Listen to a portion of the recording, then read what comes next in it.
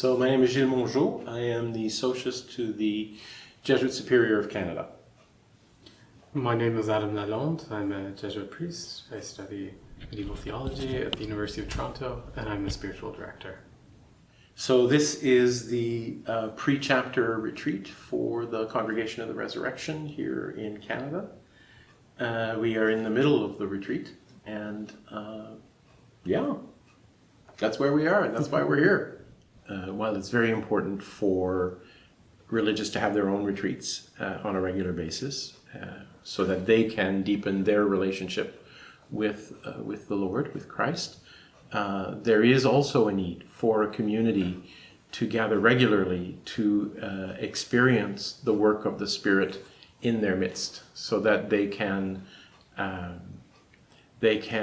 have a taste of how the Spirit is fostering both their communion of minds and hearts and their common mission, so that they can learn to collaborate more with that work of the Spirit in their midst. So one of the things that we've been doing in this retreat is including a bit of what we call spiritual conversation. And that's a very intentional kind of conversation that happens out of a context of prayer and is done in some formal rounds. But the idea is to gather the graces of every individual that comes together in this group and to share them. So we talk about both active listening and active speaking. Active listening being receiving that which others are sharing in the group in an open way, without judging, without trying to figure out what I'm going to say or responding to the other, but just simply receiving what they have to share. And then active speaking, meaning that open honesty to be able to share desolations and consolations that happen within prayer, and then together to find where those graces are moving the group. This kind of spiritual conversation has a pretty formal structure when you're talking about more than 2 or 3 individuals. In the first round, everyone will be sharing intentionally the fruits of their prayer experience, whatever it was on, whether it was scripture or fruits of their living or whatever. And people, as Adam was saying, would be doing the active listening, receiving, but also being attentive to how they are being moved by what they hear and what they receive. There would be a pause after that first round, and in the second round, people would share precisely that element of how they were moved as they were listening. How were they affected by what they heard?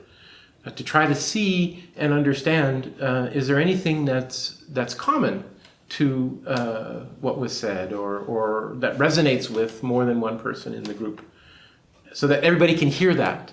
Because in the third round, what you're going to begin to do is try to discern, okay, well, if this is what's happening among us as we speak, can we try to begin to see how the Spirit is working among us? Obviously, when a group is just starting out with this kind of exercise, that third round is a little more difficult. But as a group becomes more experienced, the members do learn to say,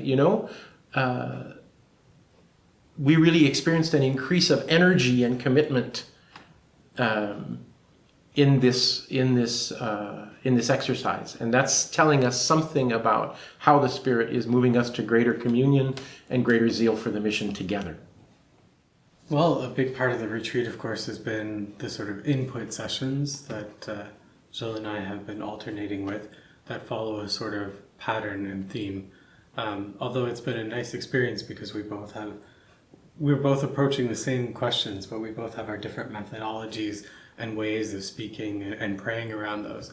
So as we sort of, leapfrog one another in terms of the sessions, but also piggyback off one another to kind of get those points across. So a lot of that has been around every individual within the group kind of turning inward and seeing how the Spirit is speaking to them, and then seeing how that moves one outward as a person of community and acting towards the common mission. So always this kind of dynamic of the individual and the community that's a good preparation for the chapter that's going to come next week. So that's one element of the retreat. We've tried to explore with those who are on retreat the charism of the resurrection, trying to bring to light so that people can pray with it different dimensions of the fruits of the resurrection in the life of the church, in the life of this community, so that there can be a kind of deepening of commitment to that charism. So we've talked about being resurrected community in order to be able to resurrect society. We've talked about the way in which the Spirit frees us interiorly to commit ourselves to the mission of the group. What else? Of course, stuff coming from the founder, both the love of God being poured into our hearts coming from Romans 5, which is a big part of resurrection and spirituality. And towards the end of the retreat, we're going to end talking about harnessing the power of the resurrection, which again speaks quite strongly to a particular resurrectionist charism. Yeah, to transform society with the power of the resurrection.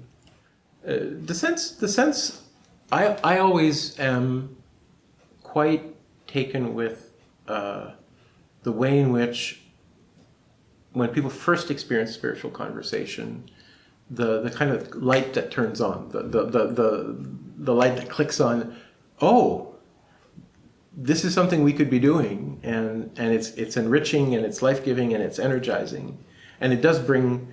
So that whole initial experience is always wonderful to watch. That's always a highlight for me. For me, it's interesting and consoling to see the sort of fraternal sort of connections that happen at meals and in conversation outside, and hearing a lot of people share about the graces that have come through for them, not just in the spiritual conversation sessions, but outside of that as well. How moments, whether particular input sessions for prayer or for their personal prayer, or even during the liturgies, stuff like that, just moments when something clicked. And so I find it's always a privilege to be able to share in that. And not being resurrectionist, but coming from another order, it's a privilege to be able to kind of enter in and walk that journey with another group.